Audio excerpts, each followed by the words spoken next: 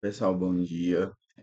Hoje trazendo aí para vocês uma aula de revisão aí dos nossos assuntos que a gente está trabalhando em sala. Para vocês terem mais um norte, assim, e quando precisarem sempre voltar para estar revisando aí esses conteúdos, certo? Eu vou estar colocando slide na tela e vamos lá. Pessoal, o que é que acontece?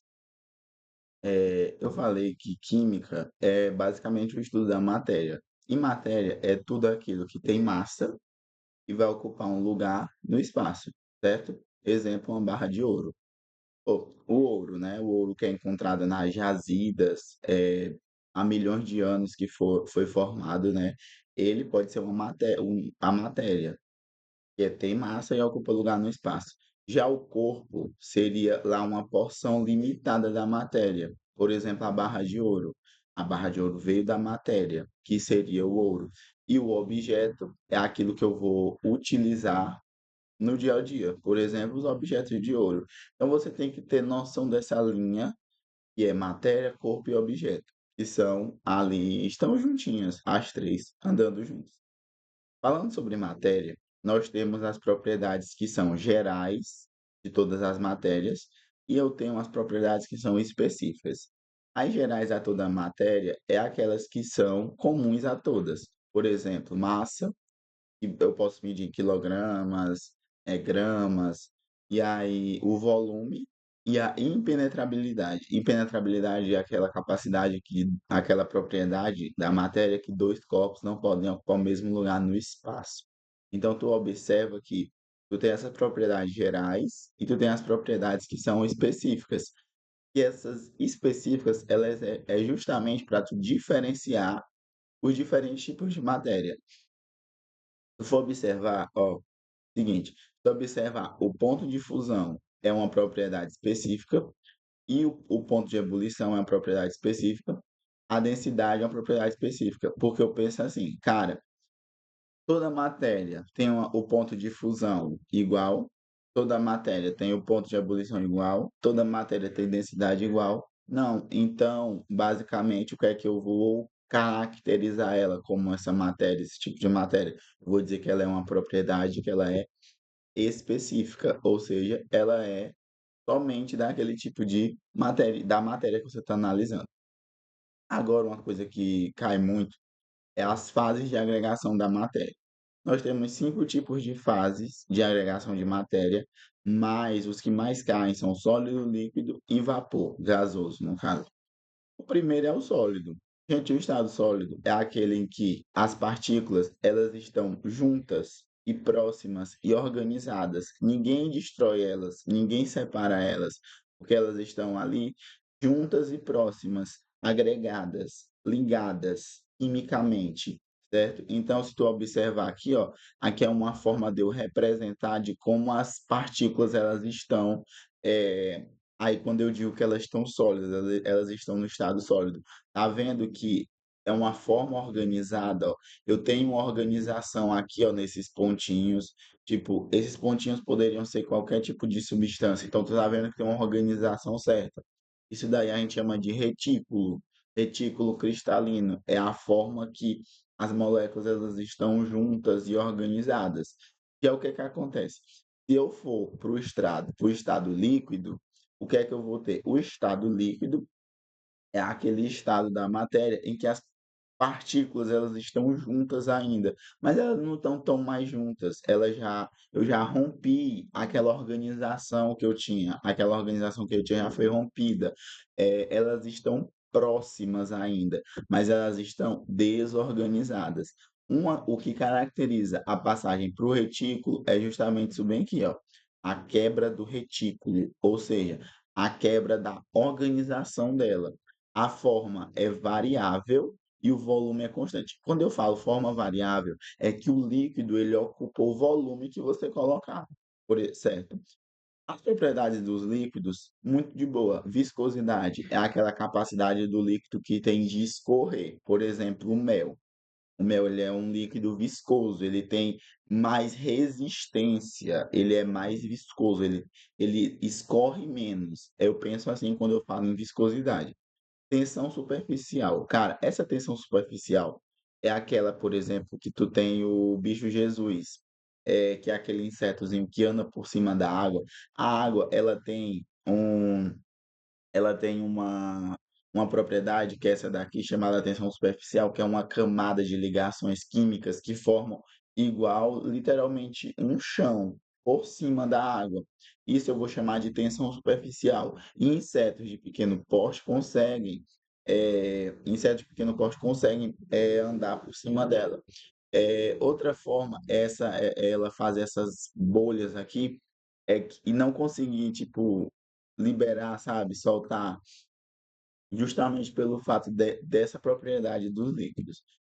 O estado gasoso, pelo contrário do líquido, se no líquido as partículas elas já estão pouco organizadas ainda, no gasoso é uma esculhambação total, porque o gasoso, ó, é a caracterização de que a forma e o volume é variável, porque isso daqui é muito interessante, porque o gás ele vai ocupar o volume que você quiser, o recipiente que você quiser. Então as partículas elas estão o quê? Ó, afastadas e elas estão desorganizadas totalmente, certo? Então, ó, quando eu vou do líquido para o gás, eu vou ter uma ruptura completa das atrações químicas que existem ali entre eles. As propriedades dos gases é muito, muito de boa. Compressibilidade, que é aquela de você colocar um êmbolo, isso daqui a gente chama de êmbolo, tá? Essa parte aqui a gente chama de êmbolo, e ele é móvel, porque eu posso comprimir ele e posso expandir ele. Então aqui, ó, imagina aqui, ó, aqui ele tem um volume muito grande, Vzão.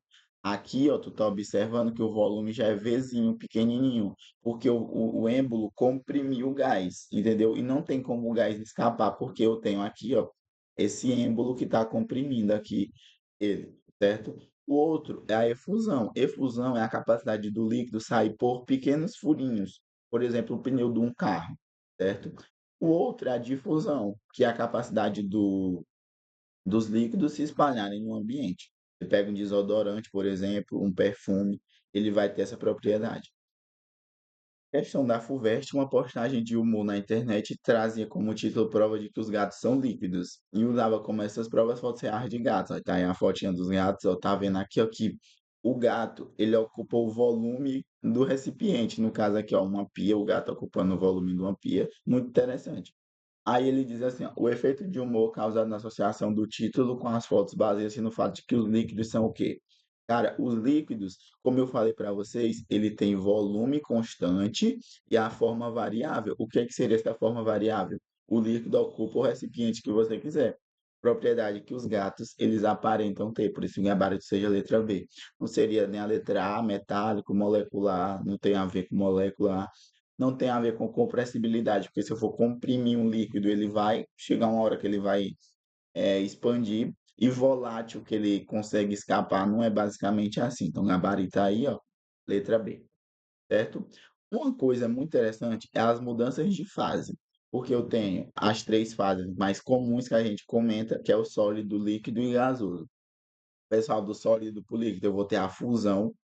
Lembra, do sólido para o líquido, eu vou ter que romper o retículo, que é aquela organização. Então, imagina aí que aqui eu tenho que aumentar a minha temperatura para eu poder romper as atrações. Eu tenho que aumentar a minha temperatura. Para eu ir do líquido para o gás, aí é que eu tenho que aumentar a minha temperatura mesmo, porque eu tenho que, como é que eu posso dizer? Eu tenho que, as partículas elas vão ficar muito desorganizadas. E aí eu tenho que a vaporização. Só que essa vaporização ela pode ser também a evaporação, ebulição e calefação. Vou te dizer qual é a diferença delas. Do gasoso para o líquido, eu tenho a condensação, que é basicamente o que acontece com a chuva. Tem lá gases na atmosfera, e aí os gases, os vapores da água da atmosfera, eles se condensam e caem em forma de líquido. E do líquido para o sólido, é uma solidificação. E a passagem direta do sólido para o gasoso é a sublimação. Aí, pessoal, uma coisa muito interessante que vira e mexe, cai nas provas, é você ter que na parte de cima, aqui, ó, nessa seta daqui para cá, você tá vendo? Você vai absorver calor. Absorver calor é um processo endotérmico. Absorver calor Tipo, eu estou absorvendo calor para eu romper as minhas atrações. E para eu voltar para para eu voltar para as atrações lá do sólido, eu tenho que liberar calor, ou seja, um processo que é exotérmico. Lembra, processo endotérmico, eu absorvo calor. Processo exotérmico, eu libero calor. Então tá aqui, ó, o sólido, as partículas elas estão próximas, no líquido elas não estão tão próximas assim. No vapor, elas já estão uma esculhambação total, desorganizadas, beleza? Tipos de vaporização. Eu tenho que a evaporação é o primeiro tipo, né? Que é a passagem lenta e gradual ocorre em qualquer temperatura em que haja líquido, por exemplo, uma roupa lá no varal. Se você colocar lá ela no varal e aí você for, tipo, tiver quente e tal, e você for lá de noite e você vai perceber que o líquido estava nela evaporou. Então, isso é uma evaporação, passagem lenta e gradual. E aí lembra disso daqui, ó, que quanto maior for a temperatura, maior vai ser a velocidade de evaporação. Por isso que as pessoas botam, por exemplo, a coisa atrás da geladeira ou fazem coisas do tipo. Ebulição. O que é ebulição? A ebulição ele é um processo rápido, mas ele é turbulento, ocorre em uma temperatura determinada. Por exemplo, se você for observar o ponto de ebulição da água, ponto de ebulição da água, ou seja, o ponto com que a água passa do líquido para o gás, é de 100 graus Celsius. 100 graus Celsius. Por isso que eu digo e o ponto de ebulição é uma coisa que vai diferenciar os diferentes tipos de matérias, porque o ponto de ebulição é uma coisa fixa de cada material. Então, a ebulição é um processo rápido e turbulento, ocorre a uma temperatura determinada. Você vê lá a água fervendo, por exemplo. A temperatura de ebulição da água é 100 graus Celsius. Calefação. Calefação é aquele processo imediato que ocorre devido a um choque térmico, tipo a água na panela quente. Você vai observar isso, tipo, tu joga lá uma gotinha, uma água na panela quente, rapidamente vai ter aquele processo, aquele choque térmico e a água ela vai embora, certo? É, fenômenos cotidianos que vão envolver essas mudanças de fase, o suor tem a ver com isso. O que é que acontece? O suor, nosso corpo, o suor é basicamente líquido. Então, o que é que acontece? O líquido do nosso corpo, ele vai evaporar quando bate o vento, né, ele evapora. E aí, quando esse suor evapora, esse líquido evapora, ele vai roubar calor do corpo. Quando ele rouba calor do corpo, o que é que vai acontecer? O corpo vai diminuir, o corpo vai resfriar e vai diminuir a temperatura, certo? Então, esse é um fenômeno muito comum no nosso dia a dia, porque tu tá suado e depois tu não tá mais, porque o vento bate, rouba calor o líquido evapora, rouba calor do corpo, o corpo resfria e diminui a temperatura, certo? O mesmo caso do ventilador, o ventilador bate em você quando você tá. O ventilador te dá aquela sensação de frescor, né? O vento bate, ele rouba calor do corpo, o líquido evapora e diminui a temperatura. Então, esse é um processo também relacionado, por exemplo, pote de barro naquelas regiões mais carentes, você vai perceber que o pote de barro ele é cheio de porozinhos, esses poros é para que o líquido que está nele evapore o líquido evapore e quando esse líquido evapora, a água que está dentro do pote diminui a temperatura dele, certo? Vai diminuir a temperatura e a água vai resfriar. Por isso que a água está sempre geladinha. Olha essa questão do Enem. Alguns fenômenos observados no cotidiano estão relacionados às mudanças ou coisas no estado físico da matéria. Por exemplo, no sistema constituído por água em um recipiente de barro, ou seja, aqui ele está falando do pó de barro, a água mantém-se fresca mesmo nos dias quentes. A explicação para esse fenômeno descrito é que nas proximidades da superfície há o quê? A evaporação do líquido que vai roubar a energia do sistema, certo? Outra questão. Sobre o esquema seguinte, que representa o modelo cinético molecular, de uma substância por feita quatro afirmações. Então, tu tem aqui ó, a fase A, a fase B e a fase C. Gente, nessa fase A, eu sei que ela está sólida, porque as partículas estão próximas. Na fase B, eu sei que ela está líquida. E na fase C, eu sei que ela está gasosa. Então, ele está dizendo assim, ó, ao passar de B para C, o sistema absorve calor, certo? Ele está absorvendo calor para romper as atrações, verdadeiro. Na 2, o grau de agitação molecular de A é maior que B. Não, em A as substâncias nem se movimentam, por isso que essa é falsa.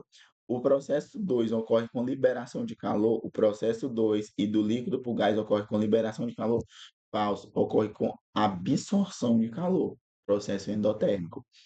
E no processo 1 ocorre a fusão é do sólido para o líquido, certo? Então, essas foram as nossas questões pontuais da nossa aula. Para finalizar, o gráfico de uma de fase de uma substância pura.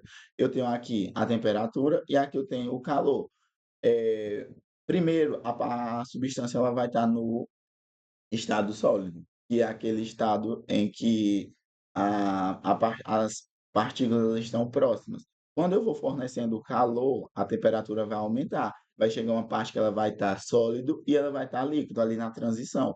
Quanto mais a calor eu fornecer, ela vai chegar no estado que ela vai estar só líquida. E aí eu forneço mais calor, eu vou aumentando a temperatura, ela já vai virar líquido mais vapor, certo? Esse líquido mais vapor, quando eu fornecer mais calor e aumentar a minha temperatura, vai chegar uma parte que vai virar vapor. E quando eu analiso essa passagem aí dos sólido mais líquido, eu chamo de ponto de fusão. E de líquido mais vapor, eu chamo de ponto de ebulição. Tá aí o gráfico de mudança. Esse daqui, por exemplo, é o da água. O gráfico da água, lembra que tipo vai mudar de substância para substância, certo? Eu vou mudar aí o meu ponto de fusão, de ebulição e tal, certo? É isso. Bons estudos.